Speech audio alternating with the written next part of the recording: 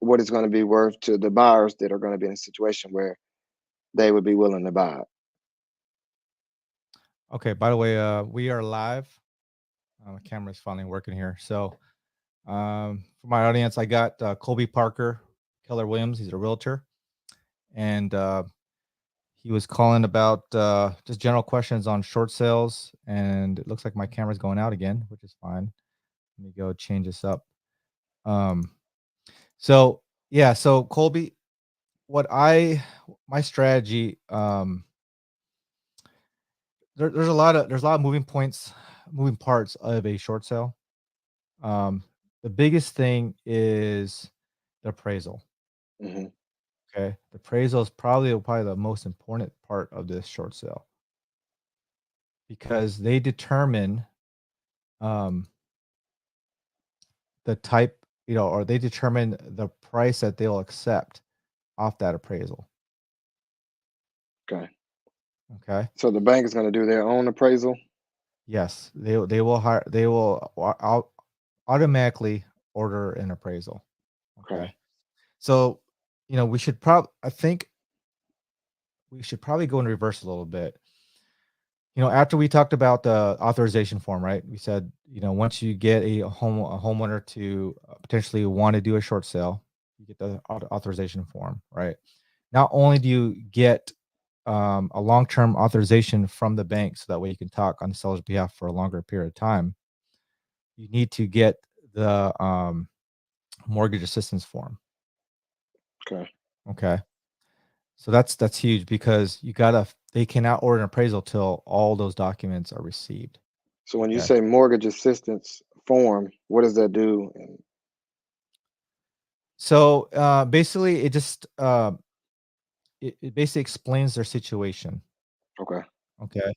It also captures, um, what expenses, you know, this individual has, right? And why they can't make the payments anymore. Hmm. Okay. Basically, what you're trying to do is you're trying to prove to the bank that you can't keep the loan. Gotcha. Okay. Okay. Because remember in a loan modification, you're trying to prove to the bank that what they can keep the That you're eligible. yeah. You just had Well, certain situations so that you can afford the loan if you're given another chance, pretty much. yeah. You know, Yeah. loan mod and the paperwork is very, very similar, almost exactly the same. Actually, I think they're the same, to be honest with Okay. you. That I remember. Um, yeah, so loan mod, you're trying to prove to the bank that you can keep it. In a short sale, you're proving to the bank that you can't.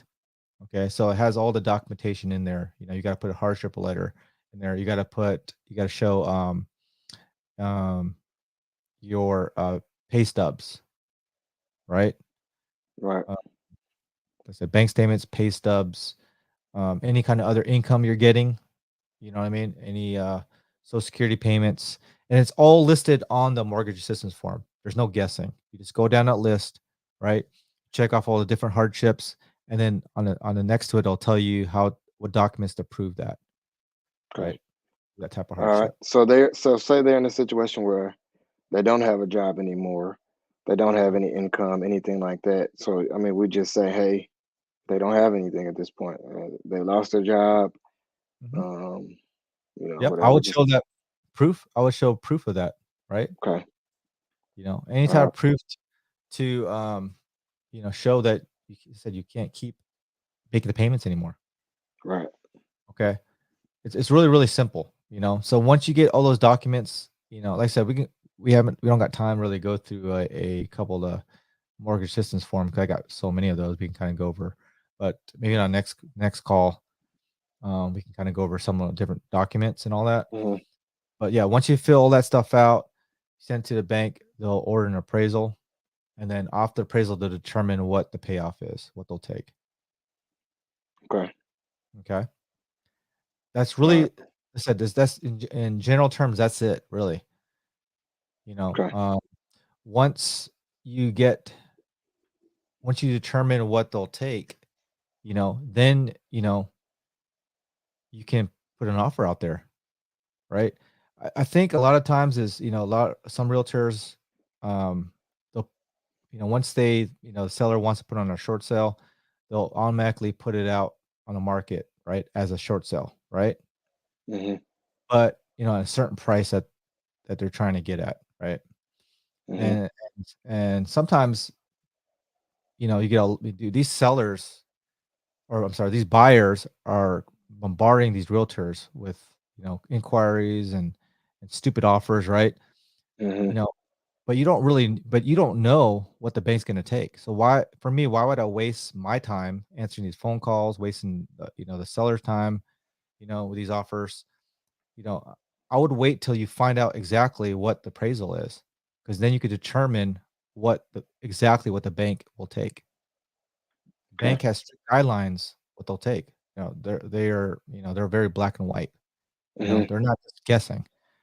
They go off what they'll take off their appraisal. Okay. Okay. Once you determine what that price is, put on the market for that price. And just get it sold. Yeah. Get it sold. Right. Okay. Okay. So that's really it. But it can take a long time because number one, it takes a while for the sellers to provide documents to you, right? Mhm. Normally, a realtor is doing all this, right? Right. Um, you're kind of you're wearing two hats. You're wearing a realtor hat and you're wearing an investor hat. Okay, imagine you're just a realtor with not really an investor, you Right. know, or a short. You're not a short sale negotiator. You're just a realtor, you know, um, or a seasoned short sale negotiator. So they just don't they don't have the experience for it. Okay, um, but it's a really simple process. It's very very simple. You know, you just got to go follow the guidelines, follow the Mhm. mortgage assistance form, you know, but really that's what takes the longest is because the seller don't provide, they don't provide the documents in time. Right. Okay. And then, once you get all that information, I mean, really it should take, 2 months really from the start to Okay. finish. If you do it right, it should take about 2 months to get everything done. Okay. That's fast. Normally it takes, 6 to 12 months. Okay. Yeah, that's a long time. Yeah. What other questions you got? Anything else? You got like a few minutes left, and I No, apologize, but man, that was it. It's just understanding the process, and then because I think honestly, I could probably figure it out with a little guidance. mhm, Um, but I just didn't want to go into it blind. And I know you've done it from the perspective of being an investor. yeah. And so if I can figure that part out, then I can kind of navigate through my role as a realtor. And then also potentially if I wanted to be, the buyer at some point. But I know I wouldn't ever operate in a situation where I'd be both the realtor and the investor. I'd have to decide going into this situation kind of what role I want to play, and just plan accordingly. So no, this was helpful. Hey, listen, man, I know it was really quick and everything, but you're my boy, man. I'm gonna take care of Oh you, yeah, bro. no, you my Man, guy. this That's is why I more called you. yeah, man. So, offline, let's go over the deals together, Okay. see what the next step is. Um, are they pretty motivated to sell? Oh yeah. So one, two, three. All three of them are pretty motivated. None Okay. of them have auction dates that we know of. Okay, good. And then two of the three are in a situation where they don't have a choice. The other one, she has a choice, but she really doesn't, and she thinks she has more of a choice than she does. Mm, But I reality is starting to understand. sink in. Yeah. And the other two are in a situation where they were like, "Hey, whatever you can do to help me keep from going through foreclosure, that's what I want you to do." And so that's a vulnerable place for them to be, That's and I'm awesome, glad that they trust me. And so why I'm are you going to do doing a my. short sale? Have you thought about create a financing deal before a short sale? Yeah, we did, but the numbers just didn't make sense with the amount of repairs and what it'd be worth fixed up and the monthly payment. It just doesn't make sense. Are you sure? Oh yeah, Did Randy look at it already? he did. Okay, And oh that's yeah, why he Randy, suggested yeah, he yeah, suggested a short sale. Um, Yeah, if Randy looked at it, then pretty sure that there's no Yeah, way. that's what I said. Between you and him, I know I can figure it out. Okay. Um, but that's what he suggested, and he also, kudos to him. He suggested that I get really good at learning short sales from the agent perspective because a lot of people are running away from it as Oh, opposed to absolutely. just embracing it. And I'm here for it. I want to do all of it because I want to be better. I want to be the best, and that's what I want to be known as, the investor agent, to where I can help you either way. If you need Anyway, to sell your house, that's fine. If I need to buy your house, then that's fine. If you just need resources and guidance on how to navigate through the process, I can help you in that way too. So um, has a seller tried to do a loan mod on any of these? they're not in a position to do it. They don't live in the property no more? Yeah, but they don't have jobs. There you go. They don't have consistent income, Okay. and the house needs work. Need to work, huh? Um, and one of the ladies, she lives in her house, but it needs a lot of work. Her and her fiance are both a handyman woman, and they work on everybody else's houses, and they done demo on their house, but they hadn't done any type of repairs to it. So it's a situation where they're never going to do it while they're living in it, and they Mhm. can't afford to make the payments. So the reality is starting to sink in that they have to sell it, but nobody's going to pay what they owe for it, what they want for it. Um, and so that's why we came to the conclusion that short sale would probably be the best option. But the other two are in a situation where they know the reality of the situation with their house, them being so far behind, it needing repairs, and they're saying, "Hey, whatever we can do to avoid foreclosure, let's do it." Like, they're super motivated, and so I'm just like, "Hey, I'll figure it out. We'll figure it out together, and we'll make it happen." So that's why we're Hey, here now. So I'm gonna add another realtor on here. Is that okay? yeah, I'm I good with th that. I think it's great to get a different perspective from another realtor as well. Okay. All right. Give me one sec.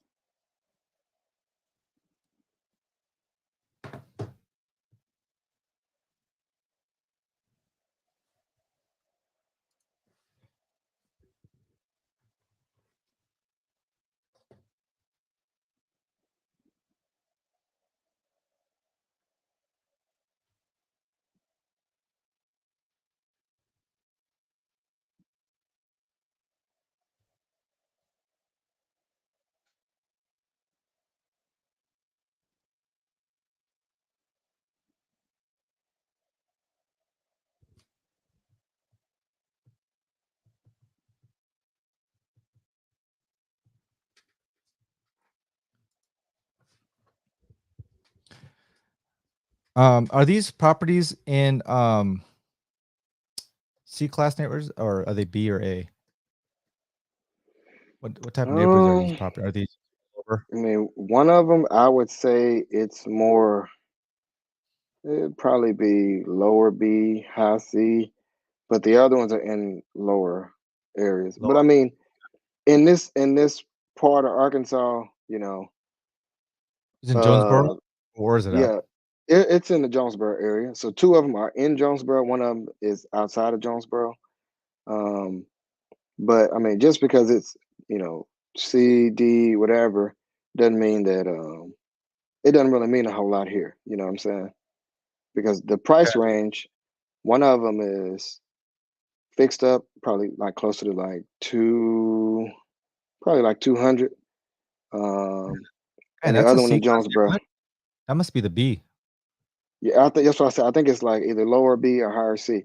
But I mean, it's like a Roush Coleman home, Oh, okay. you know. Okay, so the brick veneer.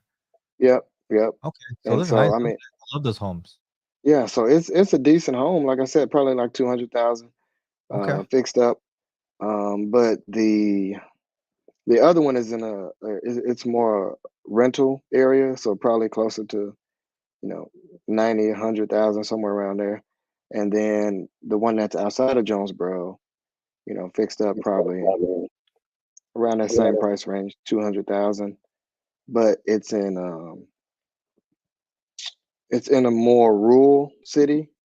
Okay. Um, and it has a pool and some other things, and that's why I said it would probably be worth 220. But I'm looking at 65,000 in repairs. Uh, and I think they owe about 100. Ooh, Um, wait, yeah, so that's what I'm saying. they're behind 100? No, I think they're behind maybe eight. I 8,000? think it's yeah, I think something like between 5 and 8,000. I can't remember because This is the Roush Coleman home? no. The Rouse Coleman home is behind 15. I think 15,000, somewhere around 15,000. there. That's Yeah, not about bad. 15,000. The payments are 1,000 a month. It rent for probably maybe it rent for probably maybe 1,500 a month. But then it so they got it. Interest rate is like 7%, and they got it with like down payment assistance rolled into it, so they have Mhm. a second loan on it. And so, from my understanding, you don't want to buy a property subject to that has another loan, other You're gonna than the pay that loan off. yeah. And Yeah, you're gonna so, or and pay it that loan needs work. off. Yeah, Yeah. So if you did that, we just say that's 5,000, and it mhm, needs probably I'd say 12 to 15,000 in repairs. We had 20,000 right there, and yeah, then Uh, they're behind like another 15,000. That 20,000, 35. That's almost 40,000 when you do closing costs in there, yeah. and The they entry owe cost is about 100 and huh? the entry cost is too high. And Right. Yeah. they got no job right now? No job. Yeah, so they're not gonna be able to do a loan mod. Yeah. Dang it, that So sucks. they don't have a job. Otherwise, we would have looked at that. But they don't have a job. They don't have any consistent income. Like I said, they just do, ins and out, in and out jobs or whatever, just, to kind of make ends meet.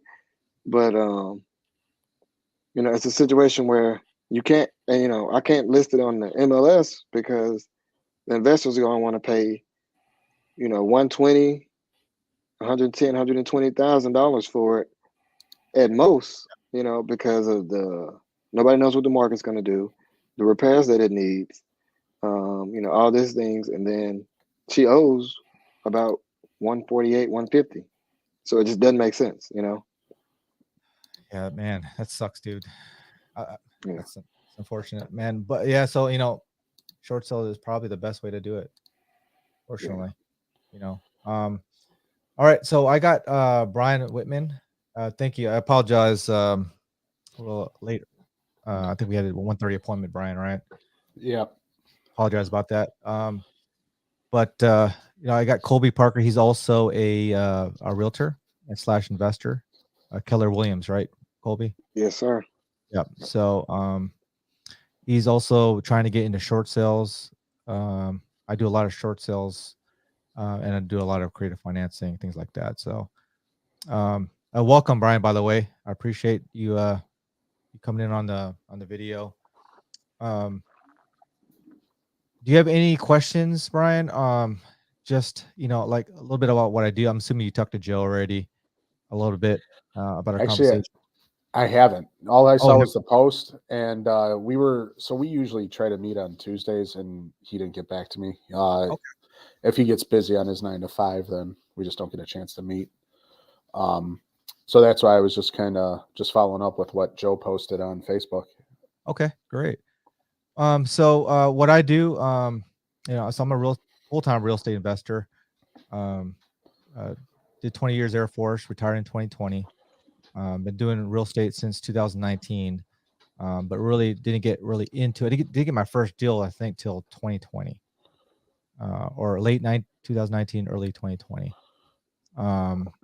Did my first probate deal, and then after that, I was just doing sub twos, one after the other. Okay. Do a lot of short sales. I do a lot of short sales, on the investor side. So I negotiate it, and then my company will actually buy it. So I could either sell it, or wholesale it, or or fix it up, sell it, or wholesale it. I've done both. Okay. Also a Pace Morby student in Arkansas, um, for about, I think, 8 months now. So got a lot of experience. doing a lot of creative financing, but specifically short sales. So right now, I like to do a lot of agent outreach. And I talked to Joe about this.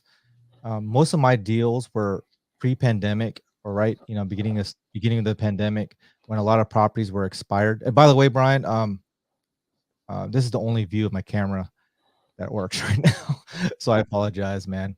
I'm in Arkansas, like my upload speed is terrible, so it keeps Sorry. locking. I apologize about that. But anyways, yeah. So pre-pandemic, there were a lot of expired listings, and you as a realtor or broker, you've probably seen that, right? A lot That's of one of my properties targets. expired. It was bad, man. A lot of properties were sitting, and so I took a lot of them down as sub twos. I just direct them, direct to seller on expired listing, just like how you guys, try to market for expired listings yourself. But another realtor cannot sell it. If one realtor can't sell it, more likely another realtor is not going to be able to sell it. So I don't I know gave an about that option. one. Well, I'm talking about this is pre-pandemic, All expired right. listing. Well, I Okay. mean, even now in the market that we're in now, I'd still say if the agent hasn't listed it properly, Right.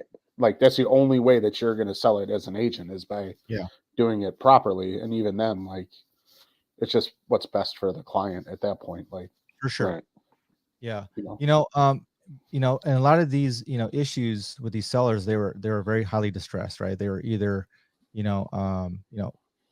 job transfers, right? They didn't want to be landlords, Hmm. okay, or they were, in pre-foreclosure where they were in arrears, right? So Right. with, what we provide is, creative financing, subject to. I'm sure you know what subject to is, Brian, a little bit, right? We take yeah, over the payment. I'm actually very first in creative financing. I love it. I love it. Okay. So have you taken down properties yourself on subject Uh, to? I've been trying. A Okay. lot of the stuff that I've come up with has been most of it, I believe, comes down to the seller trusting the process, Hmm. and Sure. I think it's overcoming that hurdle. Yeah. Yeah. Yeah, absolutely. And I've had those objections as well. A lot of my clients were, military guys. Like I said, I did 20 years Air Force, right? So, building rapport with them, to be honest with you, a lot of these guys I've either had some type of interaction, or I knew their first sergeant, I knew their commander, or I knew a coworker. That's It's awesome. pretty small unit here in Little Rock, right? Yeah, So they and at the time when I was marketing these, I was retired as a master sergeant. So, I would say that, when they're talking to a master sergeant, more time they're like, oh, this guy trustworthy, right? I mean, I was still in technically, at the time. So I think I build rapport that way. And then additionally, I provided a solution for them, right? And one of the first objections is, what, we're talking about subject to now, right? What if you don't make the payment, Hmm. right? What happens? Okay. So, and some of them, they don't really don't even ask that question. They just want to be done with it. Cause I've had a couple of properties that were, behind 15, $20,000. You know, I had one master sergeant, he was still in, he was behind 50 grand Mm. on a property, right? 2 years vacant, still in, he was in Texas. And this wasn't a subject to, we actually did a short sale on it, but so, but a lot of these properties, I said we're taking down pre-pandemic, and then once with the pandemic happened, properties market value shot up, right? People that had no equity all of a sudden had equity. Hmm. A lot of my sub two deals just died, right? There's still sub two deals out there, but you know, why would you do subject two when you could just sell it or just break even? Right. Obviously, that's trending down, market softening for sure. Properties on the market a lot longer than 6 months ago.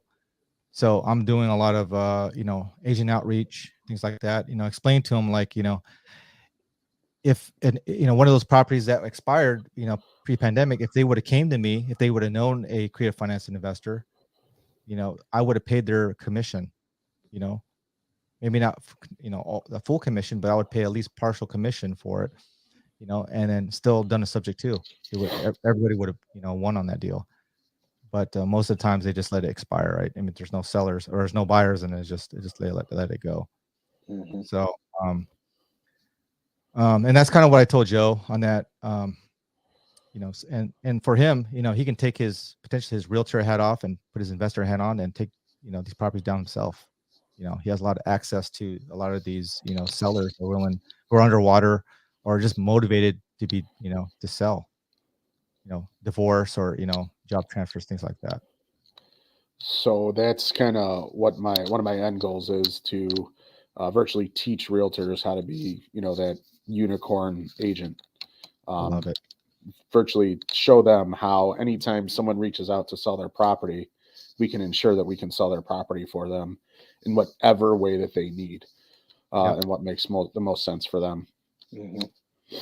So Yeah, you I've know, been logging all my education and everything and what my processes are, and just reaching out. And I just like to hear different people's point of views and how they overcome objections and what they're doing, and the different methods that they have for taking down properties. And yeah, you know, and to be honest with you, right, we're all basically doing the same thing, right? I mean, I have prop stream. Colby probably has prop stream. You Mm-hmm. know, um, there's a lot of programs out there that find these properties. You can go to a courthouse. You can, you know, people can buy probate lists. You know, it's a lot of it is, you know, like you were saying, do they trust the person? Number one, right? For me, you know, I have credibility packets that I create for each, you know, type of person, right? I have specifically made for buyers, for sellers, for realtors, for, you know, PML or private money lenders, all that. And then, and I don't know if you have, Colby, I don't know if you have one already. I think I sent you mine, right? Yeah, I don't know if you. I have the physical copy. I don't have a digital copy, Okay, yeah, but gotcha. yeah. So, you know, highly recommend you know, obviously create one for yourself, tailor it for yourself. Um, and then, you know, the fact that you are, you know, you work with Randy. So Randy Bryan is the president of our local chapter RIA here. okay, He's the one who taught me all about creative financing. We did sub two deals way before I ever did Pace Morby's program. So actually, Randy is actually one of the original sub two students himself. he's an OG. Mm-hmm. OG, Oh yeah, yeah, ELG for real. he's been in this game a long, long time, man. And so he's one of those land trust guys, right? So he taught me all about land trust and things like that. You know, Pace Morby is not really a land trust kind of guy, but there's nothing wrong with that. You know, everybody just has their own little ways of Your doing it, preferences, real. Yeah. preferences, sure. But yeah, you know, we all market the same things. It's just really, you know, how do you pitch it right? You know, building a rapport. You know, for me, I really highly leverage, you know, my experience with the military. You know, one of the first things on my credibility packet is, you know, talk about my military career, things like that. You know, for you, you're Brian. I mean, you're obviously a broker. You know, you have a lot of experience there. Been a firefighter paramedic for almost 20 years. And you can build all kind of bond with that. Yeah. Mm-hmm. You know, That's one of my target demographics. yeah, absolutely, absolutely. You know, I'd be targeting, you know, government workers, things like that. You know, military, definitely do that. Those are highly distressed guys sometimes. You know, I mean, I bought a house in Hawaii for 500,000 back in 2012. Now my goal was to extend there, you know, live there for at least another 5 years, right? Guess what? That's not how it works in the military. You Yeah. know, I think a year later I got orders. I was like, holy shit, man. You know, now if I sell it, I'm going to be paying the capital gains, number one, you know, and then, you know, the market wasn't as strong now back in the day, 2012. So it was hard, you know, and then I got on a VA loan, right? So zero down, everything's rolled over. I mean, I had no equity basically in that deal. So I had to rent it. I mean, either I liked it or not, I had to rent it out. And luckily I had a renter for 3 years that paid on time. You know, we had a 3-year lease, also military, thank God. You know, if, you know, a payment was like $2,500 a month, you know, I was only a tech sergeant at the time. There's no way I could afford those back payments.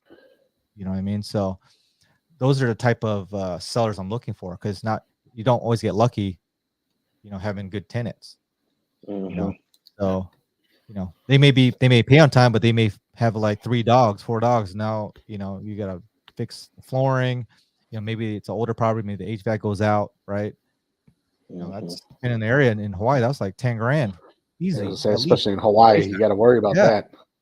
It's almost 7 grand here. In Hawaii, I can't imagine how much HVAC unit out there costs. So, so those are highly distressed homeowners, and I plant those seeds. Because it's, to be honest with you, it's truthful, right? I'm like, hey, just want you to know this may happen in the future. Okay, do you have money saved for an HVAC unit going out? What if a tenant stops? What if they lose their job and they can't make a payment for 3 months? What type of state is it? Is it a landlord friendly state? Is it hard to evict these guys, right? Or the pandemic, you couldn't kick these guys out, so so those are the things I kind of plant those seeds, and then and sometimes they'll say, you know what, you're right, I don't want to do this, but I can't sell it. What can I do? What are my options? Have you heard of subject to? What the hell is that? So I never say that. I say, I'm going to take over your payments, your mortgage payment. Okay. And then of course, they're going to be look it up. They're going to look on YouTube, right? They're like, what is subject to, what are these payments, taking over payments? What is it? What is this due on sale clause, right? What happens if they call that, right? Oh, now I'm really super scared, right? Because they have an option, right? They have an option for due on sale. So there are many different ways you can counter that, right? So you can either refinance it, you can sell it, you can transfer the deed over, do a quick claim, transfer back to the homeowner, right? And then do a land contract in conjunction with that. You won't get the tax benefits for it, but at least you get the cash flow for that property. So the chances of them calling it is very slim. I haven't had one called yet, knock on wood. But if they do, I'm not worried about it, because I got a plan. I got 2-3 options for that. Right. Okay. So, but these are things that you need to tell a seller, and you got to be confident on that, So I bring it up before they bring it up. So they're like, oh, is it okay if I ask, tell you some of the questions some of the other sellers had, some issues that, some objections that they had.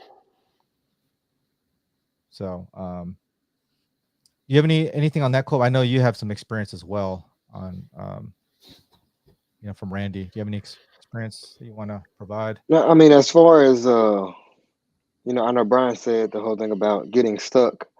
I feel you, man, because that's exactly where I was, and then I just brought somebody else in with me to do the deal, and so I did a JV deal, and the guy was able to get us over the hump by his negotiating skills, and then I split the deal with him 50-50. And so I just have the mindset that half of something is better than all or nothing, and if I can learn through that process, I can get the education, I can take that with me wherever I go. So even if I gave them half the deal, I got experience that I can transfer over to every other deal I do from there. And so that's what I would say, man. If you're getting stuck, find somebody that is knowledgeable, somebody that you trust, and man, link up with them. Do a JV deal and learn what you can. And if you continue to do JV deals, that's fine. Or if you want to step out on your own, that's fine. But if you're getting stuck, man, it's because it's something that you need to get good at. And I had to learn that, and I'm still not the best at it. But that's how I got over the hump. And once I got over that hump, it was just like every other avenue in real estate that I've tried. It's proof of concept. I'm like, hey, this works. It's not just the people doing it on YouTube or on TV. Like, this actually works. And so with me being an agent, I'm able to help other investors, kind of navigate through that. And then if it's a situation where I decide to be part of the deal, then I just have to disclose, hey, I am an agent, but I'm looking at this property as a buyer, and I just disclose that and just go from there, man. So that would be my advice. Hey, Colby, how many properties do you have currently in your office that are, you have anything 90 days and up right now? Do you see an Are you increase? talking about on the MLS? Yeah, that's listed in your office. Do you have anything that's over 60 or 90 So, days? the office, the brokerage I work for is out of Little Rock, but I'm here in Northeast Arkansas. Okay. But in Northeast Arkansas on the MLS, I looked up at least 20 or 25 properties. And I did days on market, like 120 days or more on market that are in the price range between 100,000 and 300,000. I looked up like 25 properties. Wow. And so um, with that, I know there's some opportunities there because at some point those listings are going to expire. And like you said, if an investor approaches that agent and says, "Hey, I can, you know, I can pay you. I can make sure you get a commission, and I can make sure we get the house sold. It's just going to look a little different from the normal way of doing things. Is there something you'd be interested in?" As an agent, if somebody brings me an offer, I have to present it to my buyer, my seller. I mean, I have to. And so, even if it is something that I'm not really familiar with, that I don't know, I'm going to present it to my seller because I don't know.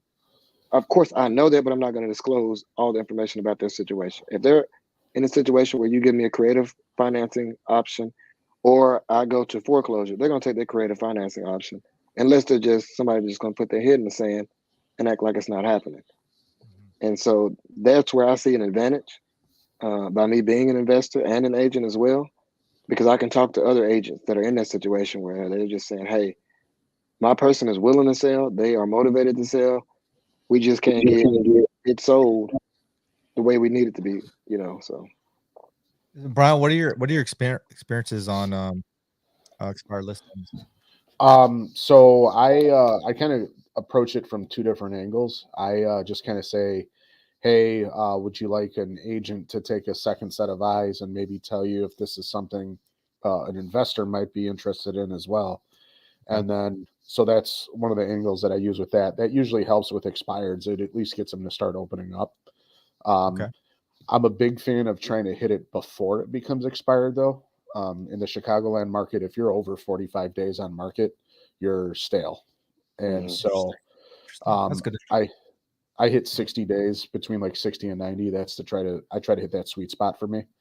Um, so I call agents, and I think that's my biggest issue with like trying to get those is that agents just they don't understand it, so they don't want to Mhm. present. So even if I tell them like, look, I can get this house sold Mm-hmm. guaranteed, I just need to, figure out some particulars of how to get it sold for that your client. What can you tell me? They really don't want to share the information, or they won't let you talk with the client on a three-way call. So Okay. I think those are my two biggest things I need to overcome an objection for those. And then the expireds, when you kind of just approach it from, I'm going to help you get your house sold. I could just offer at least a second set of eyes. Right. Most sellers will be like, oh yeah, I'm still interested in selling, so I don't mind that second set of eyes.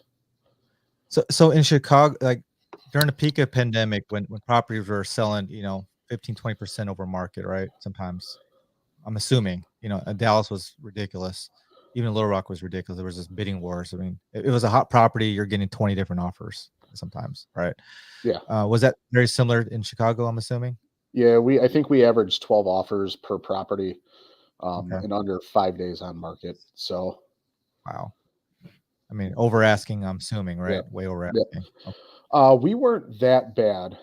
We didn't raise but more than like 10%. I think it was like 12% in the Chicagoland area. So it's not terrible, but if you were still overpriced, you were screwing yourself out of the market. Yeah. Mhm. Well, it's 12%. Imagine if they were like,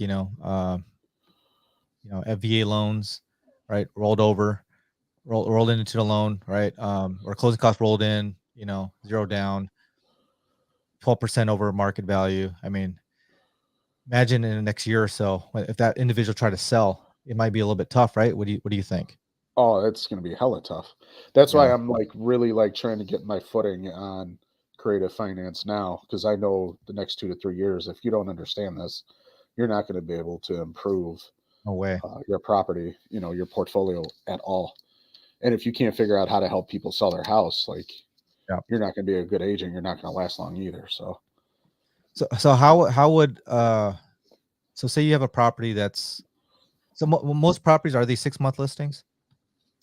it depends on, I would say it depends on the agency, but yeah, I would say they try to get 6 months. I was gonna say, here in Northeast Arkansas, I know people that do 3-month listings. 3 So I'm months. a big So believer in 3 months, because yeah, 3 like months. as an agent, because if I can't sell it for you, like then when that's my it's job is to sell it yeah, quickly. So if Yep. I can't do it, fire me, Oh, right. I love it. Um, but there's a lot of agents in the Chicagoland area that, and you'll even see some will ask for, a year listing, which to me is absurd in this market. Like if you can't, Mm-hmm. we still have a lot of buyers. It's just making sure you're priced properly. If you're priced properly, you're still going to get 2 or 3 offers.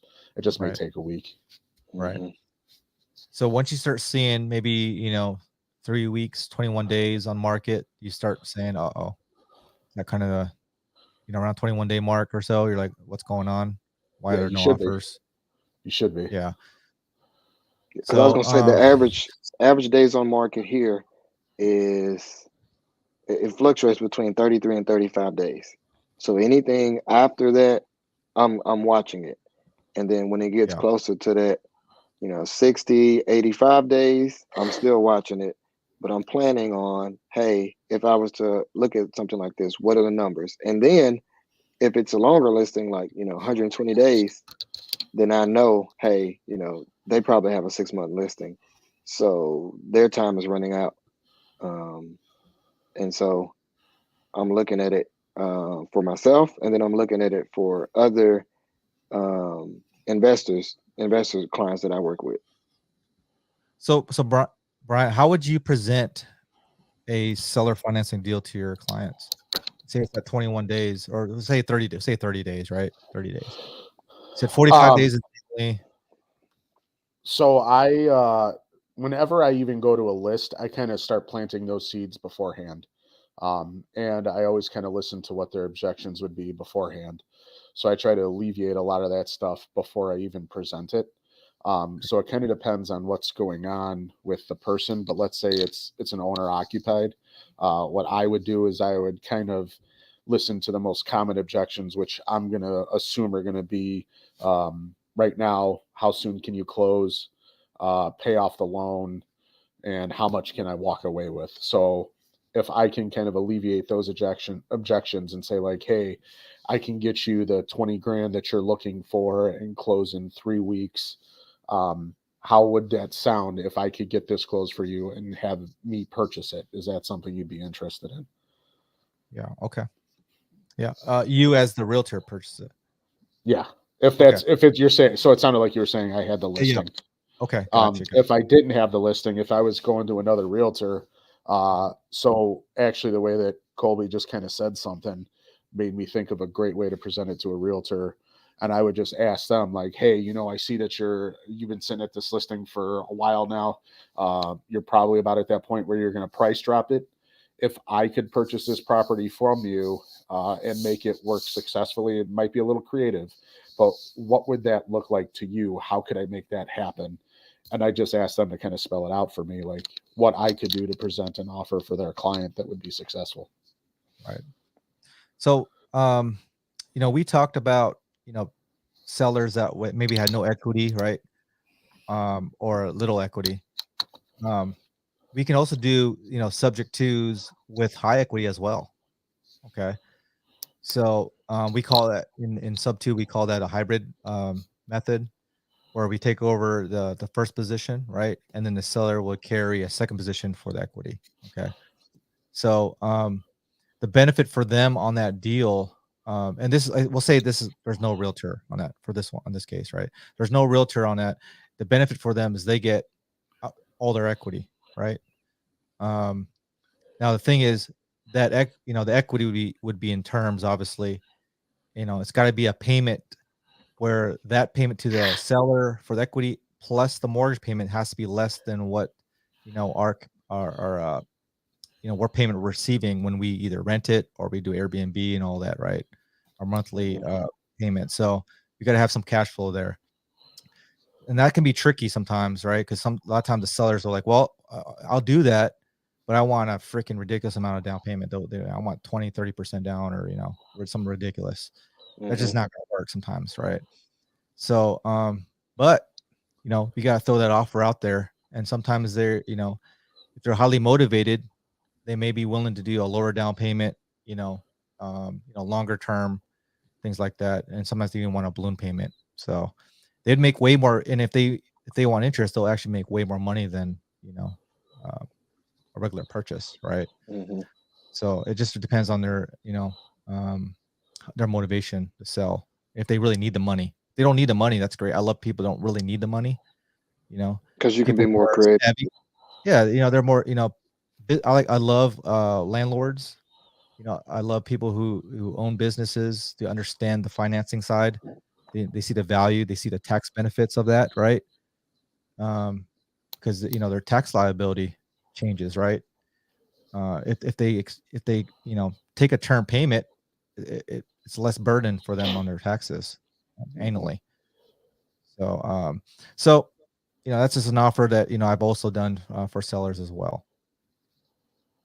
Do But you know for you? you guys, go ahead. I was going to say, do you kind of word it to them too that this would be like an investment opportunity on something that they Absolutely. already know well? Yeah, absolutely. You know, and here's the thing too. I've just thought of an objection. You know, some maybe the older, you know, people, you know, maybe 60s or 50s or 60s, right? You know, some of these terms could be, you know, we offer like 20-year terms, right? They're like, oh, you know, I don't know if I want. Number one, I might not live that long, right? And that's why I want a shorter balloon. I want to be a 5-year balloon, you know, or 8-year balloon, whatever. And I tell them like, if we go 20 years, right, we'll put it in a contract where we, you know, the payments get transferred to in an era that you decide, right? So basically, it's just another retirement income for you, right? And So one of then the you know now things you that have I've something to pass on to your. Go ahead. sorry, I was going to say one of the Sorry. things that I've There's a offered. little bit of delay, Brian. I apologize.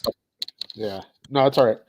So one of the things that I started to offer that kind of scenario too is I call it a balloon on demand. So once you notify me that you've passed, we go ahead and balloon payment you within 90 days, um, so that you Hey, can. sorry, Brian. Hold on. Hey, Cole, you got to roll out of here. Yeah, man. I was gonna say, man, Brian, I got your contact information from the screen, so I'll hit you up, and then Ernie, you know, we'll talk a little bit more about the details of that. But I'm gonna jump off here. Gotta grab my Okay, brother. kids from school. Guys, call me anytime. All right. Maybe call me later I this got evening or you. something. Yeah, I will for sure. Pleasure meeting you, Brian, man. We'll talk Same to you here, later. Colby. Thanks, man. Thanks for the tip or the idea. Yeah, for sure, man. No problem. All right, we'll see y'all. Have a All good right, one. Colby. All Thanks, right, brother. y'all too. All right. I'm sorry. Go ahead, Brian. No, so yeah, I was just saying when you have like the elderly who says that they want a real short balloon, what I do is I also offer them what I call a balloon on demand. So after they pass, 90 days, whatever it is that you can work out, I try to aim for for 6 months. Okay. But I'll go ahead and balloon payment them at 6 months because I know that if I've already figured in my numbers properly, plus I don't believe in a fear of loss. I don't have that. I do think that in 5 years or whenever they pass, things are going to be different in my Yeah. situation. So I can Right. turn around and do all kinds of different stuff and at least get them ballooned out and get that paid off. Yeah, I love it. Yeah, So there yeah, really is no right or wrong way to do that, right? It really depends on what they want, if, you know, what they would accept. I love that strategy. I love it. I didn't even think about that. It's a great idea. Um, but yeah, man. I mean, I think you know, next 2 3 years. I mean, creative financing is where it's at. I mean, honestly, I'm gonna stop doing flips. You know, in my market, anything over $200,000 is a decent home over here, right? It's too volatile right now, and I'm just gonna start focusing on just creative financing deals, subject to straight owner financing, things like that, or some type of hybrid deal or something, or yeah. short sales as well, so that's why they call me Mr. Short Sale, but yeah, I mean, I would love to work with you on that, and we definitely keep in contact. But is there a deal that you have any other questions? Maybe just in general, just on subject two, or No, like I said, I'm pretty well short versed. sales or anything. Actually, since you kind of bring up short sales, there's one good question I have is like, how do you present the short sale to the lender in a way that makes sense when our numbers are a little different than what the lender would think? So, or you know what, the best way to do it is So, I have an example. Go ahead. yeah, So I have an example. Had a property, MLS. If I was to list it, it would probably list for 130 because the ARV on it is about 200. And there's probably about 70 grand worth of work. So if I could get a retail buyer to put the 70 grand in, they have a $200,000 house, no problem. As Right. investors, we're not thinking that. We're thinking, cash offer, we're going in at like 50 grand, 60 grand. Ideally, that's kind of where we end up. You Mhm. can't present, 60 grand to a bank when they think they can get 130. So what do you do for something So like here, that? so short sales. Here's the thing. Banks are very black and white. Okay, they're regulated by guidelines, right? That's how why they're so successful, right? They're just by the book, black and white. So on the payoff that the short payoff that they will accept, it's all determined on one thing. Okay, one thing only. It's determined on the appraisal. Okay, there's a certain depending on the type of loan. For example, okay, VA loans, right? The bank will take 84% of the appraised value. Okay, so whatever their appraised value is, the bank will take 84% of that. So, for example, say the house is worth, say the ARV is 150,000 on this property. Okay, but because there's a lot of repairs required, there's some damages to the plumbing. Maybe in my scenario, one of my houses, the driveway was basically cracked in half, right?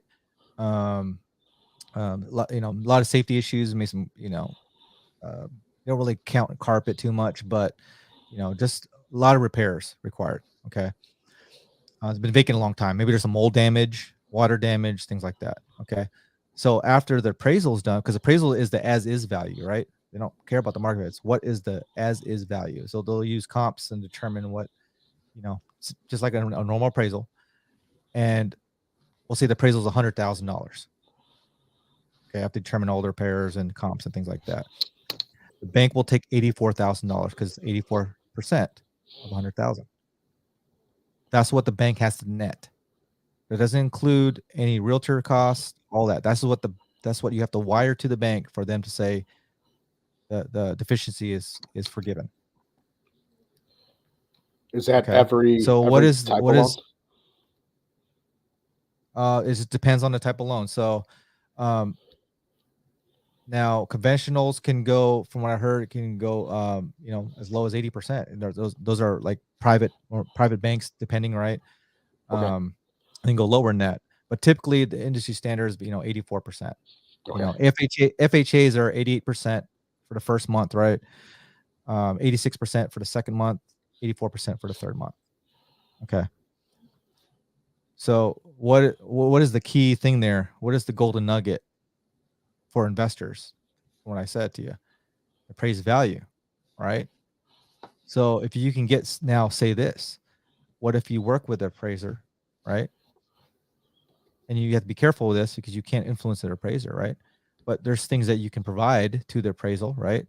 That's truth, right? Maybe a licensed contractor bids, right? That show the true repair cost. Maybe they miss a comp. Maybe So now after you provide this information, you get a lot of these appraisals. You have one shot to do a reconsideration of value, right? They call it. Yeah. Right. So you have to submit these documents to them. Talk to them a little bit without influencing. Just tell them the facts, right? These are the true costs from a licensed contractor. This is another comp that I believe is better than the two that you provided or whatever. Okay, on the appraisal report. Now the appraisal is 60,000. What does the bank have to get? 84% of 60,000. You see that? Yeah. Yeah. That's the key. There's your golden nugget right there. Okay. So it's based on off the appraisal. That's awesome. I appreciate that. That's definitely huge. So Now, that's my moneymaker, man. Will they accept any appraisal then, or will they have to hire their own appraiser? They have to hire their own appraisal. Yeah, yeah, because that's their note, right? They have to they hire their own to make sure it's third party. Sorry, my wife's calling here. Give me 1 second. Yep.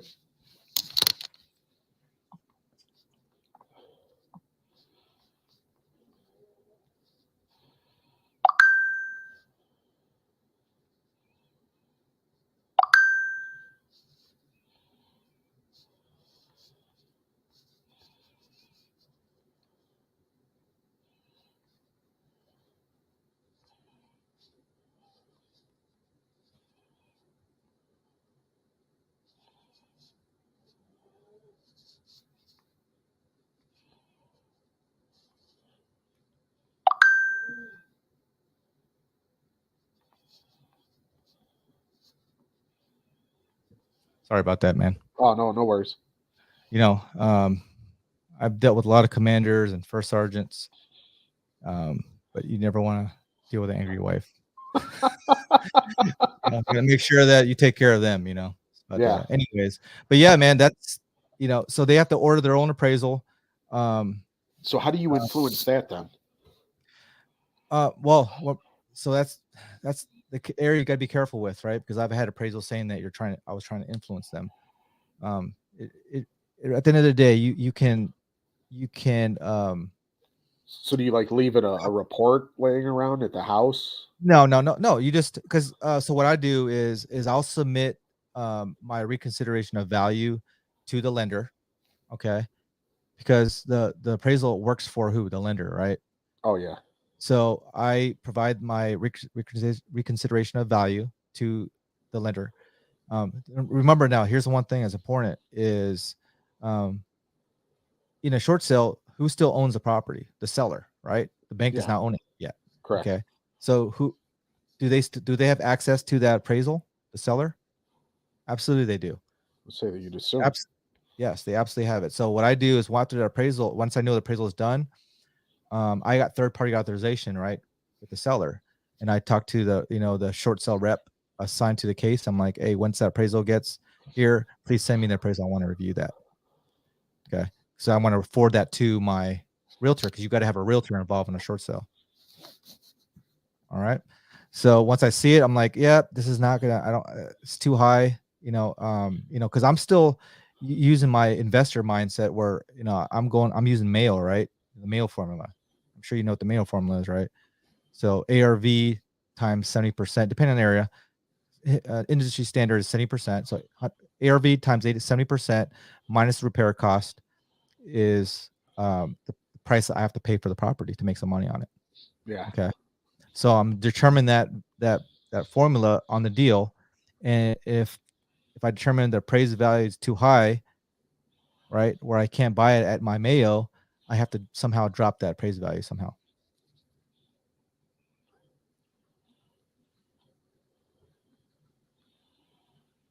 Does that make sense? Yeah. Oh yeah. So I'm just taking. if you're taking notes, that's a good thing. Yeah. Oh Means yeah.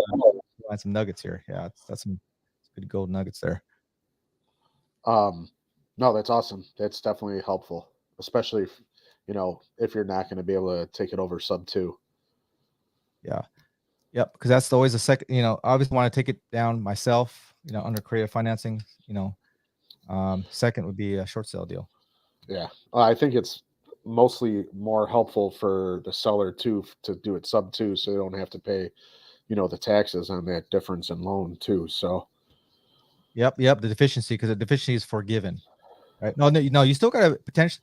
Now, I did a lot of research on this. Okay, so number one, if it ever goes to foreclosure, a lot of sellers don't know this. Okay, if a property goes to foreclosure, they're still, on the hook for that debt, that deficiency. yeah, with short sales too.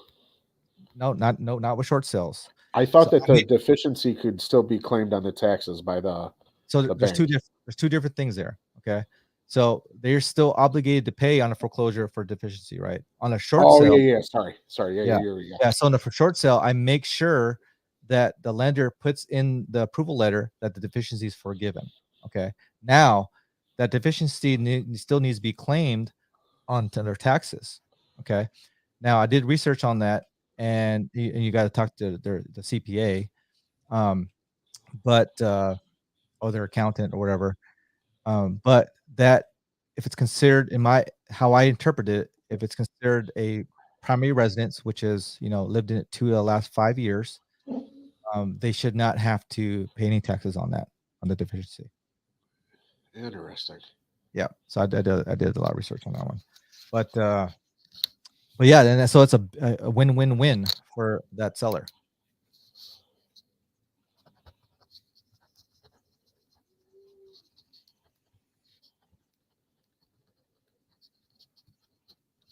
And just to go back on that story, I don't know how much time you got here, but on one of my short sale deals, I had a appraiser was a little bit too high. Okay, actually a lot high, really high, higher than I wanted for sure. And I did a reconsideration of value, and the appraiser literally dropped it $50,000. Damn. And I was so I got it. I think the payoff was like around like high 60s. I can't remember, 68,000 or something like that. At the time, the house was worth all fixed up 150 grand. You'd only need about 30,000 worth of work. I was going to do the rehab, make 40 grand on it, whatever, after closing costs on the back end. I had 2 investors that wanted to buy it, one at 115 and one at 120, as is. So here's the thing though. The issue with that deal, now I think about it, so short sales, depending on the type of loan and really on the lender, is they'll have a deed restriction, right, on a short sale. So they'll have a like 90-day deed restriction, so you can't resell it for 90 days after you buy it. Okay. And if you're going to rehab it, that's okay, because it's going to take you at least 3 months, to fix it up, get on the market, take 90 days or so. So that's okay. But I had 2 investors that wanted to buy it as is right now. One at 115, one at 120. Remember, I was all in at, I used private money to get the deals. And so, I think it was $80,000 was my cost. Right. So I would have made 40 grand or so, but I had that deed restriction issue. So what we did was we actually created an LLC, had the LLC buy it, double closed on it, and then sold the LLC to the investor. So bypass that deed restriction. So there's a lot of creative ways to get around that. And for that scenario, that double closing and having the LLC buy it was the way to do it. And I had another deal I'm thinking about now where I actually wholesaled a short sale. I negotiated a short sale deal. It was an area that I really wanted to rehab, but I knew of somebody that like to buy in that area, as long term. It was a big investment group out in Tennessee. They buy a lot of properties out there, fix it up, and for rentals, right? For people in California, they'll fix it up, and then they'll sell it, and they'll actually property manage it for these people with a lot of money out, in California or New York or wherever. So I was able to negotiate it, and I wholesaled it to that company for a fee. So there's And a they lot let you wholesale it? I wholesaled a short sale deal. So what I did was I essentially I just swapped buyers. I was the buyer, right? And I just swapped buyers for a fee, such as wholesaling. Did you have to be part of it when you swapped the buyer? Do they have any objections to it, or? They just care about it closing. Yep, they don't care about that. Yeah. You just got to communicate with them, let them know. Say, hey, this deal isn't going to work out, but I do have another buyer. We're going to put him in place. They said, okay, cool. Closing, and this is after the approval letter. I said, all right, cool. We'll swap approval letters, change it out. Caseworker will change it, update the Alta, and then I got paid a fee for it from the as part of the proceeds. Did they just pay you like a consulting fee then, or? Yep, I'm assuming they couldn't. Yep. Makes sense. Tax write off as well. So consulting fee. So yeah, man, there's a lot of different ways to make money I found in this business. So that's just several ways for a short sale. So I was gonna say I have one objection that I keep getting for sub 2 that I'd like to see what you say. and that's they just don't like it, or they don't want to do it.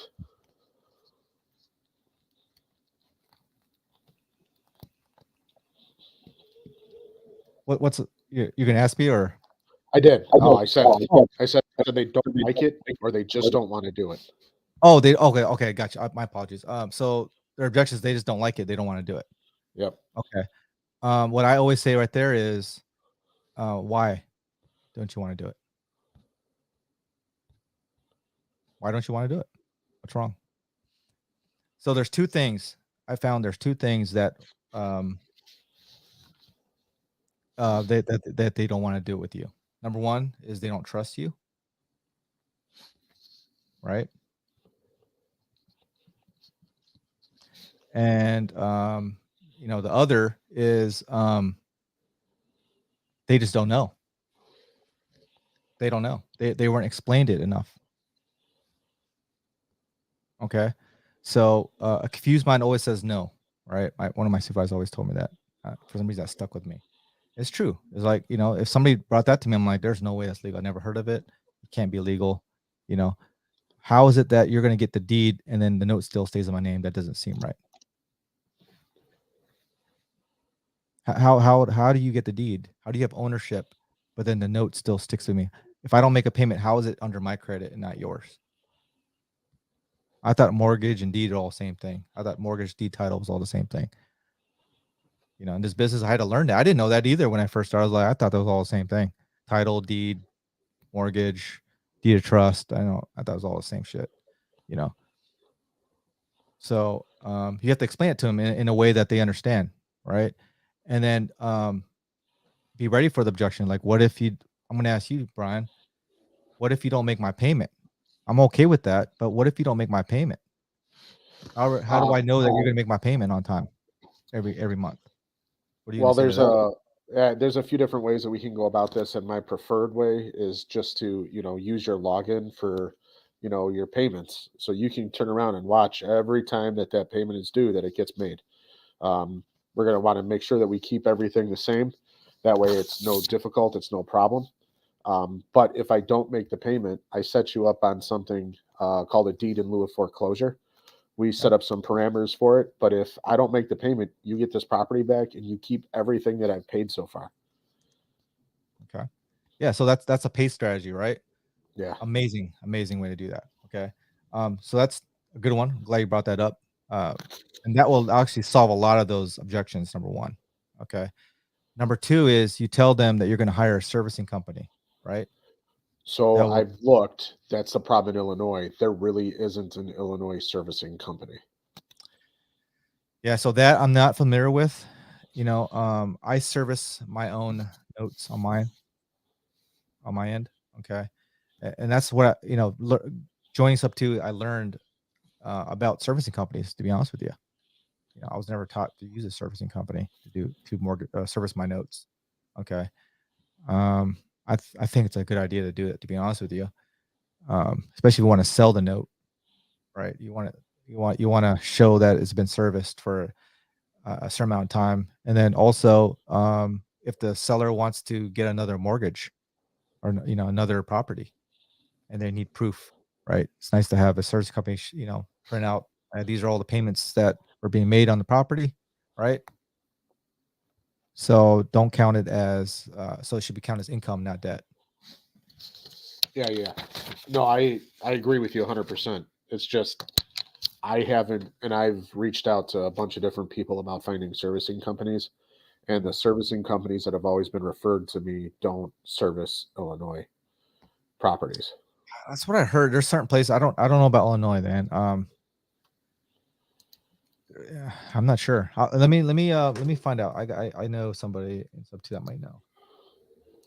Find out. Let me make that post in Sub 2 and see if somebody give me anything. Servicing company. Interesting. I wonder why they don't want to service in Illinois. It's interesting. Yeah, I don't. You'd think third largest city. Granted, it's probably going to end up being the fourth in like the next 5 years, but still the third largest city in the world or in the country. That you're missing a lot of properties on. Yeah, it does make sense. Yeah, those. I mean, the big one is deed in lieu. That's a big one, right? In here we call it quick claim deed, right? Other places it calls it a little different. Basically, essentially the same thing. Right? You just gonna transfer, ownership pretty quickly. So Yeah. other than that, here's the thing though. Most sellers are not going to be asking that. I don't think I had any seller really.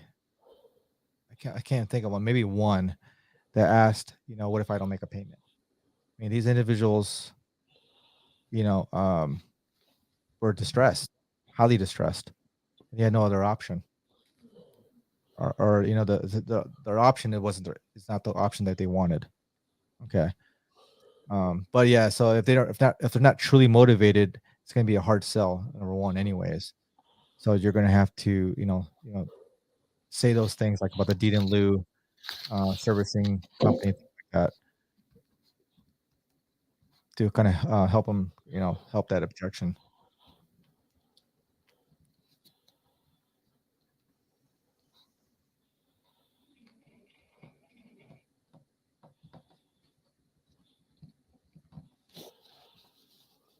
The motivation thing, I think, is probably your biggest.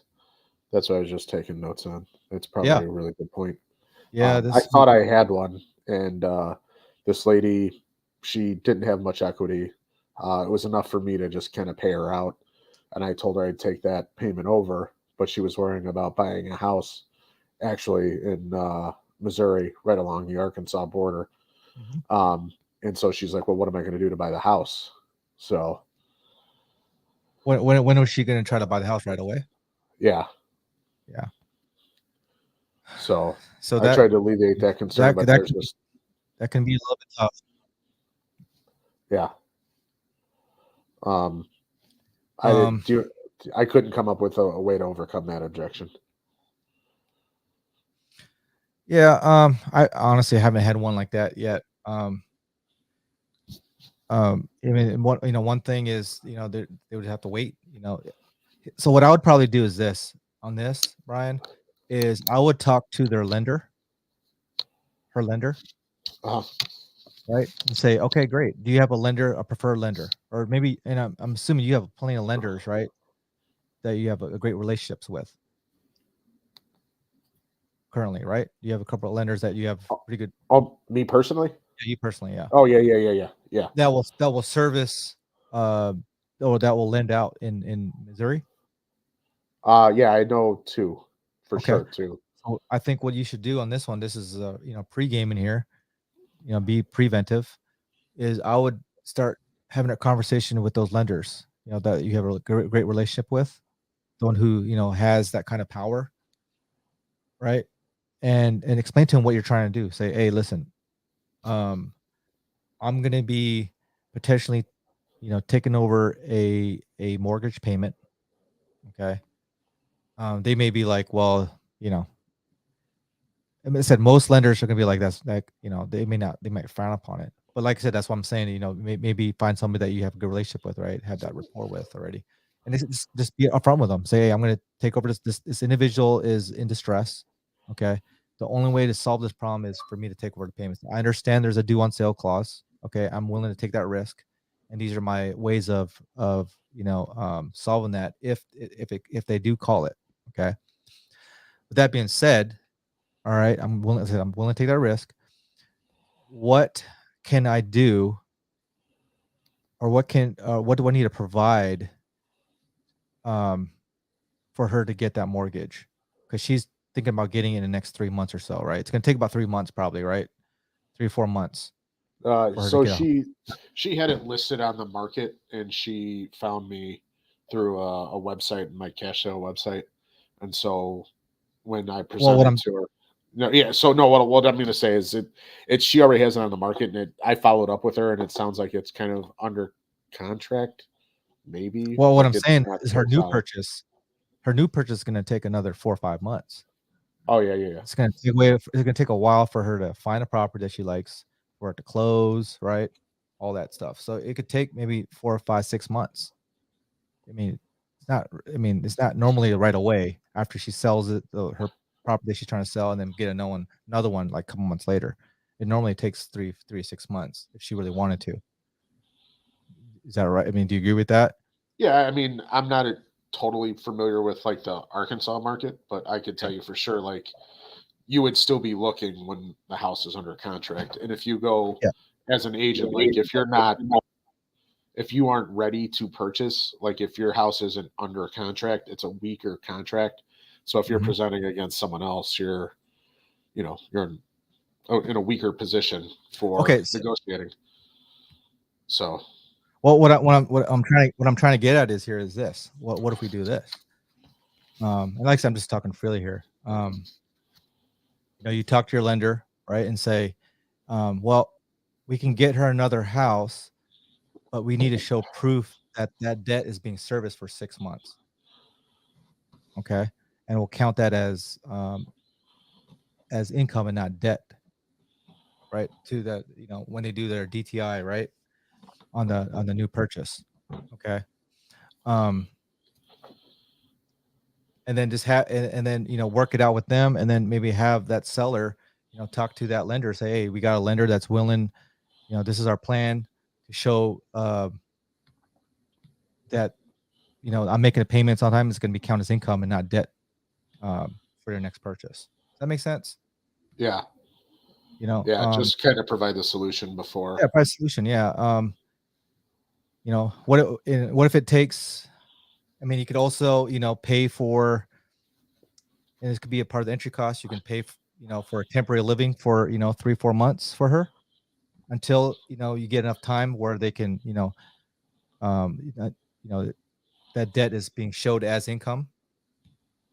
I'm just trying to think of creative ways to work around that, but it is still going to be kind of tough though, right? At the end of the day, it's just kind of tough since she wants to buy it so quick, right? Yeah, yeah. The only thing I thought of was that possibly do a lease option, because I know one of my lenders will use lease price, 75% of lease price right away with an assigned lease and a deposit. So as long as they know that they're starting to get payments on it, they're good with it. So I think it's a great idea. That's an amazing idea. You're talking about this for the new purchase, right? yeah. Yeah, just put Oh on no the no lease. no no, that would be for the current one where I'm looking to buy. Like I said, I just know Oh, I lease see. option is like I know someone who will allow that income as long as there's an agreed lease. They'll allow 75%. So at Oh, least I see what you're saying. Yeah, gotcha. her debt to income is there, and then you can put a little bit of a down payment on there to help her with the new house. But then you just look to, I guess, close it 3 years, something like that. So you eventually get the property, or you could have done a. God, now I have so many options. Now that you're saying that, like, just make sure that you can wipe out that debt to income. Yeah, that's the goal, right? Is either you got to talk to her lender or a lender that that you can give her that's willing to wipe out that debt and count and consider it as income, right? Um, not wipe it out, but consider it as income, not debt. That's just a conversation you got to talk to them. Do they need a lot of times they need proof, right? So, using a service company, I think would be a huge deal for that because they could provide documentation to that lender. Say, hey, here's 6 months of payments, maybe a prepayment, 3-month prepayment potentially. I know Yeah, Case talked about that sometimes. I don't know if that would work or not. But those are just conversations I think you should have, and I should have with lenders in the front end. So when a dime comes, if you do come across a seller that has those kind of objections, like, hey, I do have a lender that's willing to do this. You may have to wait 6 months to get a property, but hey, you know, maybe stay with some family for a little bit, But at the end of the day, we're going to solve the problem with your current house, right? Either solving a distress issue or just a way to make more money for you in the longer term. You just have to wait a little bit longer to get the new house. yeah, Still a little pain in the front end, but in the back end, you're gonna solve the problem and make them more money potentially. yeah. I heard someone word property like that where you say you're turning it into an investment that you know well. And I really like that wording when they said that. So that Yeah. sounds like something that someone might like. Yeah. I mean, like I said, these are great conversations to have, with like me and you and other investors, because, we have experience with dealing with, different scenarios, and you can talk it out. And that's why it's great networking. I think that the value of sub two is that type of networking. I mean, is everybody in sub two, great? No, but the majority of them are action takers or have experienced investors, right? Yeah. And those are people I'm trying to connect with. So Yeah. There's just a couple really good ones that I've connected with in the Chicago area. yeah, amazing. There's amazing doing a lot bigger deals, apartment complexes, things like that. The problem is their circle of friends are small. They're so Yeah. busy. They get more properties and they're expanding. Less time they have, for people like really like us. Yeah. Not like you, like for me, you know what I mean? But smaller investors, things like that.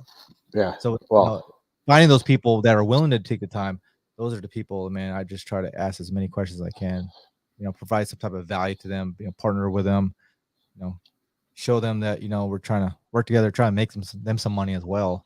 And in return, they normally provide value back to us, right? yeah. So Yeah. it's kind of how the game works, right?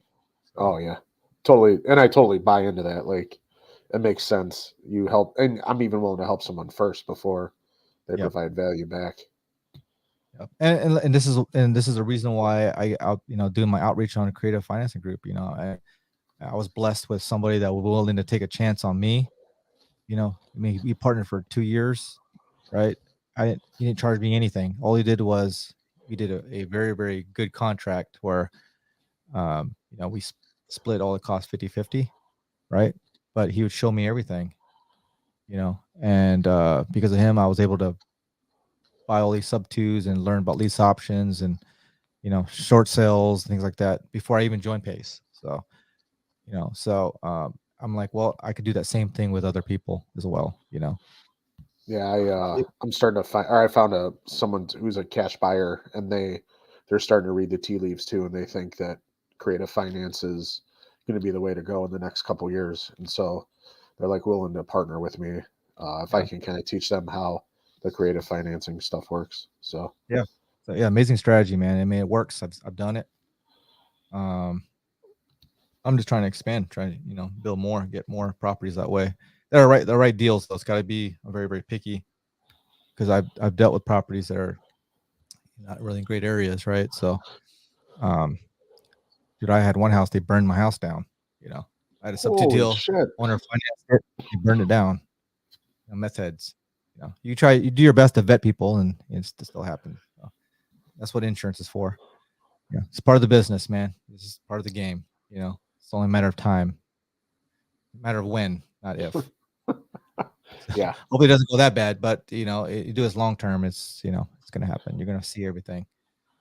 But that's why it's great to connect with other people, and hopefully you don't do those big mistakes. But you're still going to make them. yeah, But I love people that are action takers or willing to listen, and so I love work with realtors because at the end of the day, man, most people when they try to sell, where do they go to first? They go to a realtor. That's embedded in the brains of Americans, right? If you need to sell a home, where do you go first? Go to a realtor. yeah. It's culture. Yeah, you're Unfortunately, right. it's culture. That's the culture, man. So you have direct access to a lot of these sellers before anybody else. That's really why I want to create that education system for realtors to help them understand this stuff. Like I know like we've kind of been taught some of these things when we went through realtor school, but they don't Yeah, like drive it they don't home and teach really give you examples on how to use it and everything else. yeah, So let's be real. They don't teach you subject to. They, no, they they don't do any of that shit. They don't teach you about lease options. no, You know, they may talk a little bit about short sales, basics. But creating finance, that's not their realm. no. They I don't mean, need not to. at all. Yeah. Yeah. So of course people are going to be have objections. Right? I've never heard of that shit. It must be illegal. And so what I tell them is this: you know, maybe I should have brought this up earlier is and I don't, maybe you know it as well, but I show them the HUD. You know, part of my credibility packet, my folder that I bring with me to any, you know, any seller meeting, or you know, if I do a Zoom, I have it up.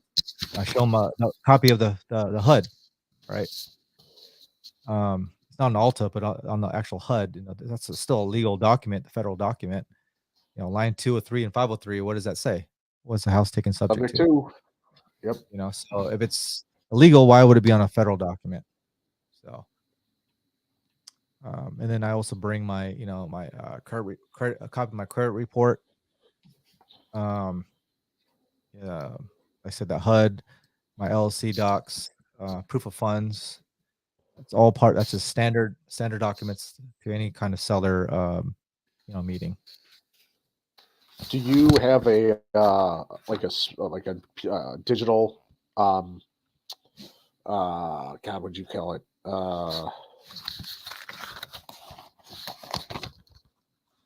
Your credibility package. Do you have like a digital credibility package? I'd love to just take a look at it and see. Or is that pretty much it? What Yeah, you just said? yeah, I could show you mine. I can show you one of them. Let me share my screen real quick. How much time do you got, Brian? I got about another By 15 the way. minutes. Yeah, about another 15 minutes. Hey, Brian, you still there? Yep. 15 Can you hear minutes? me? Okay. Yeah, about That should 15. be enough time here. Yeah. Okay.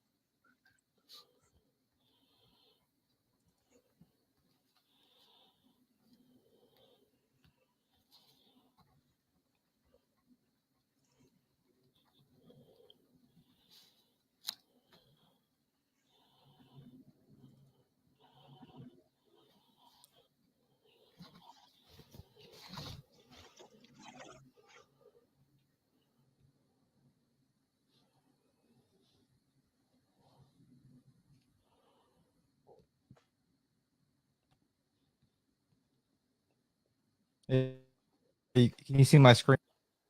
Yeah. I think the aliens are invading, man. So you can't. My fucking my service is fucking terrible over here. I got like one. I'm not even kidding. I got 1 megabyte upload speed here. We're finally getting fiber optics infrastructure being built in my town. Finally. So I had a little pocket where the only fiber structure that we had was Comcast for a long time, and I hated it because it Yeah. was overpriced. And it's just my like little pocket. So they finally have like two other options here now, and now I think I'm Thank gonna God. switch out. Yeah. I mean, when fiber optics does come down here, with there's only one company that's going to provide that here, so they got a monopoly. It's going to be expensive, I'm sure, but I'm still going to buy it because this is ridiculous.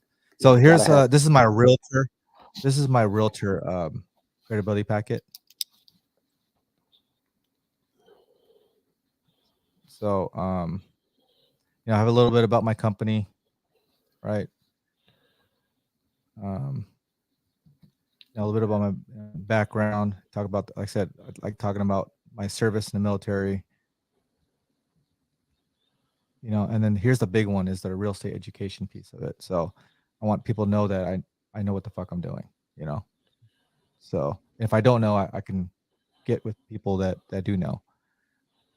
So Pace Morby obviously is I just added that. I'm one of the leaders here in Arkansas, you know, active leaders here. Not a lot of sub 2 students, you know, compared to others, you know, big cities. But you know, Pace came here for Thanksgiving in Arkansas to help a student, and we actually I helped organize his stay. He had a 3-day stay here through Thanksgiving. So it's nice to have that kind of credibility with him. But Yeah. use that and the different you know coaches that I've taken courses and coaches that I've learned from. You know, a little bit of everything. So he's Larry Harbolt, creative financing guru. I went to Tampa a couple times to go to his class. You know, Brad, he's Airbnb expert out in Missouri. private money lender coach. I think he's up north. You might know him, Alan Cowgill. No, I've never heard of him. Yeah, Randy Hughes, he's a land trust expert. Nicole Espinoza, she's a short sale expert. David, another short sale expert. Lee Phillips, he's a big real estate attorney and investor. And then student housing. So I would put your education in here, right? Any type of education you have. This is my RIA information, part of the RIA. And then this is kind of general information. So I want them to know that, my team I have in place. So I have a title company. I have several, but this is the one that I used to use, and now I switched. Now I still use ProLand once in a while for my short sales, but most of my creative financing deals in Arkansas is through a company called Pinnacle. My realtor, Jesse he does most of my short sale deals and any creative financing deal, because any kind of listings I have, say they don't want a creative financing deal, they just want to sell it. I pass it down to Jesse or one of my realtors that take care of me, and then they in return provide deals for me, or discount and commissions. Like we had one deal that I negotiated a short sale, and I literally gave it to Jesse, my realtor. I just gave it to him. I was like, "Hey, you don't have an investment property yet. Here you go." And then Awesome. another property I did a rehab on. He just never charged me commission on it. So work both ways on that. I have my attorney. I have a different attorney now, but and then contractors, I want them to know that I only hire licensed, insured, bonded contractors. Even sometimes I don't. Sometimes I do, but I want to know that I'm aware of it. Okay.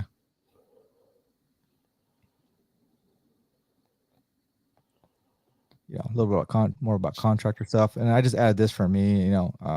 Community involvement, what I do for the community. That's kind of my motto there. And then I sponsor a race car here in Little Rock. Do some work for the military. Providing money for banquets, things like that. And then now it's about my business model. What I look for in properties, how I do my deal evaluations. We talked about Mayo formula earlier. I want them to know that that's what I look at. I show them exactly what my formula is, right? So it's not just I'm guessing. I'm doing it for a reason. And then, like I said, I have different packets for everybody. So this is different. So this is for realtors specifically, like for you, right? And Joe and Colby. So talking about expired listings, we talked about that, right? How I could provide value to them on expired listings. Kind of know about that already. And then short sales. And then this is the part where anybody can do this right here, right? They can get all this information down, but people want to see that I actually do deals, in my opinion, right? They want to see actual, like, okay, he talks the talk. Has he done any deals though? And this is where I show them, several deals that I've done recently. Okay. These are not, like I said, I'm not a realtor, so these are properties I bought either long-term or short-term. So long-term investment. This is my first rehab right here, full rehab. This is a subject to, so short. Yeah, this is a subject to property right here. This is my first subject to property ever. Back in 2019, still being owner finance right now. I'm probably going to make close to 80,000 right now if they sold it. Damn. I only paid like $20,000, and I got that back from a wrap down payment. I wrapped it, so that's really zero entry cost. Pretty damn good deal, huh? Zero down, Yeah. like 80 grand. Yeah. This is a subject to that we own financed, and they just sold 4 months ago. This is the one I paid $1,600 for the closing costs to get the deed. Made 40,000 on that deal. Another subject to property. We wrapped that one. Actually, we didn't wrap this one. This was a lease. This was a lease option. Yep, this was a lease option. And they extended it 3 times. And every time they extended it, we got another option payment. And then we just sold it because the market was hot. So we sold it, made some money on that one. This is a current subject to property that still being rented, or no, we financed this to a Hispanic family. They're the only ones that give me a text 3 days before it's due saying that money's on the way. I love Hispanic families, man. They are the greatest. Just saying. This is the house that burned down. This is the one subject to under finance and burned this fucker down. This is another subject to property. We wrapped it and then they refinanced it. Made it a decent deal, and I can't remember exactly. I think it was about $20,000 on this one. Not big. This is a property right down the street from me, subject to. We wrapped it, still being financed. Looks like you really like wraps. I love wraps, dude, because you don't have any. You can do it on lease option too. You can spell it on a lease option, but yeah, they're responsible for all the repairs. I'm just a bank. Why not? I'd rather be just a bank and not be in charge of anything. Just get payment every month. And then this is a short sale deal that I wholesaled earlier. I told you about that one. So when I negotiate a short sale part, actually another investor had this in his wheelhouse for like 2 years or so. Didn't know what to do with it. And then I was like, let's do a short sale on it. Got approved. Military. He was actually a major. He's still active major in the Army in Texas. Damn. I think Fort Hood. He was divorced and behind on payments. Wife took everything. He just let it go. Just not in the area where I normally like to rehab or keep. So I just did a short sale, and then we just split the cost. We split the profits on it. Wasn't a big deal. I think we only made like $7,000 on it. But I mean, $7,000 is better than nothing. All I did was just negotiate the price. It only took me like 3 months to do that one. This was a short sale deal. I wholesaled. I think we made $15,000 on this one each. Damn. My partner. This was another short sale. I forgot about this one. Where is this one at? Lose track of these properties, bro. Yeah. I wish I had that problem. Yeah, I can't remember that one. What the hell is that one? Oh, yeah. I wholesaled this one. Yep, wholesaled this one too as well. To that company out in Tennessee. This is the first one. So that's funny that. So this company, he knew what I was doing. He's a big player here in the area. He knew he goes to the RIA. He's friends with my old business partner. And he was like, man, we got to do a deal together. How come we're not doing any deals together? He's like, and I was like, well, I do short sales. And it's like, is there any way that we can work a deal out where you buy my short sales? And we literally sat down for lunch. He came down to visit my old partner and some other people here. And I was like, let's go for lunch and let's talk about how we can do deals together. And we were able to talk out a way to do it. And I was like, hey, what about this deal here? I negotiated and I sold it to him. This is my first deal. I sold to him. Amazing. This is the one that we talked about earlier. This is my first short sale deal where we had put in LLC and sold LLC. It's this one right here.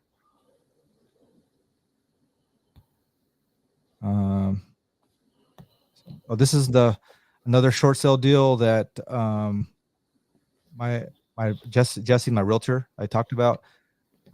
We met at the gym. This is when we first met. And I seen him at the gym. Then I found he was a realtor, and I just had lunch with him at a Waffle House. I was like, hey man, I'm thinking about doing some short sales. If you come across any vacant properties when you're doing your driving, take a picture of it, send me the address, and see what we can do. It took literally a week later, less than a week later, he sent me this picture of this. It looked a lot worse than this, by the way, at the time. And he was like, yeah, I found this vacant property. I was able to negotiate a short sale. This is actually a previous, not coworker, but I worked not with him, but different shops, but I knew of him. he got kicked out of this house for doing drugs. He actually locked his kids in his garage. It's like his wife was doing meth, and it was bad. There was needles everywhere, man. I called this house, every house there's a name for it. I called this house the porcupine house because all the needles I found in it. Damn. This is the house I sold. Shit, where is this one? Oh yeah, this is the one this is this one. Price short sale. I can't remember that one. Interesting. Oh yeah, so this is the one. This is the reason why I joined Sub 2 right here. Novation agreement. You ever heard of that term? Yeah, I understand it, but it's not. Yeah, I'm just not a huge fan of it. Yeah, basically what it is you're just partnering with a homeowner to do the rehab. You're partnering with them. You're not buying a house. The value with a novation agreement is you don't pay a lot of the holding costs. So say you're trying to buy a house. I'm trying to buy a house. I'm not a wholesaler, but I wholesale. Okay. So say I'm trying to work a wholesale deal and the numbers are not quite, they're close, but they're not quite there because it just doesn't make sense with the numbers, right? So I got to pay all these, and these fees, these, maybe a private lender fee or, hard money fees, holding fees if I, for longer term, right? If I would have bought it, right? Every month I got to make a payment. So I save money by just partnering with the homeowner. We made an agreement called novation agreement, and where I just partner with the homeowner to do the rehab. I'm responsible for doing the rehab and putting it on the market, and we all get paid at the back end. This was a inherited home. The deal didn't make sense at the time, so it was one of my dead leads. You know how the algorithm for Google and Facebook, well, a Facebook ad for Pace talking about novation agreements came on my Facebook ads. I was like, oh, this is interesting. I heard about it from my old partner, and so I was like, just from the free YouTube videos, I negotiated a novation agreement. The seller said yes. The seller said yes, and so I was like, oh shit, now what do I do? So I joined Sub 2 just so I can get the paperwork. Got the paperwork, did the deal, and then the money I made on this paid for the mentorship. We have agreement for deed in Illinois, so I could do contract. Yeah. Yeah. We have a land contract and agreement for deed. Or a contract for deed. So with the land contract, that doesn't insure any of the property. So if the house burns down, you're screwed. So I would do a contract for deed, but to me that works a little better than novation agreement, just because you're not requiring a power of attorney to sell the property or anything like that. So yeah. Well, in a novation agreement, I'm not responsible for anything. If something goes wrong with the house, that's the thing. It's all spelled out in novation agreement what I'm responsible for, what I'm not responsible for. In a contract for deed, you're responsible for that. Yes.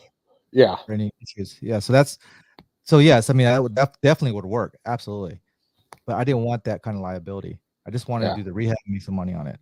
If any issues, now I'm still responsible for the rehab. I gotta, per contract, I gotta do it. But I didn't want that kind of liability. But yes, that would definitely work for this. Absolutely. Yep. This was another short sale deal recently. Man, you really are Mr. Short Sale. Yeah, it's a little bit older here, but a couple more in there I haven't done yet. But so then funding properties, it just kind of shows you how I fund properties, and normally I'll provide proof of funds and things like that with this document to the realtor as well in our meetings. So I'll normally pre-send this to a realtor. I try to do it, every couple weeks or so, and then I'll sit down with them and explain what I do. Just building those relationships. Yeah. So this is my realtor credit bay packet. I like that. Yeah, man. Thanks, brother.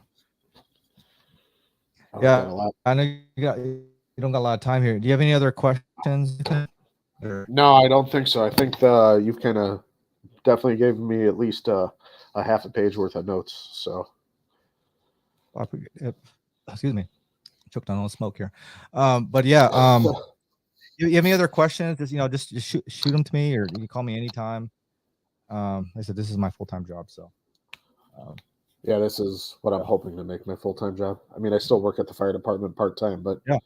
I've moved fully into real estate. So Awesome, dude. Well, 2023 is it's the year, bro. So yeah, got it. And good luck, man. It was great connecting with you. yeah, Now, same here, man. I really I'll appreciate you taking the time to chat. Yeah, for sure, brother. All right, I'm sure I'll see you around Facebook, man. Yeah, sounds good, man. Take care. All right, you too. Later, brother. Yep. All right, bye.